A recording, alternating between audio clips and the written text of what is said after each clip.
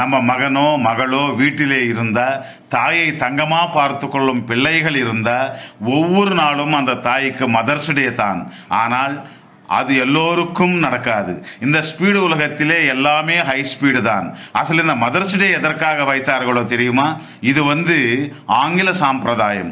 அவர்கள் இருக்கும் பிஸியில் தாயுடன் time spend பண்ணுவது இல்லை என்ற உத்தேசத்துடன் வருடத்திற்கு ஒரு நாள் தாயை செய்த தியாகங்கள், கொடுத்த அன்பு நினைவு செய்வது மகிழ்ச்சியாக இருக்கும் நாள்தான் மதர்ஸ் டே. ஆனால் நம்ம நாட்டில் தாய் என்றால் பிள்ளைகளை வளர்த்துவதற்காக வீட்டிலே இருக்கும் அனைவருக்கும் சேவை செய்யும் ஒரு வேலைக்காரியாக வயசானதும் ஓல்டேஜ் ஹோம்ல விட்டுவிடுவது வந்துவிட்டது. தாய் தெய்வத்தை விட உயர்ந்தது என்று புத்தகத்தில் தான் இருக்குமானால் நடைமுறையில் மட்டும் இல்லை.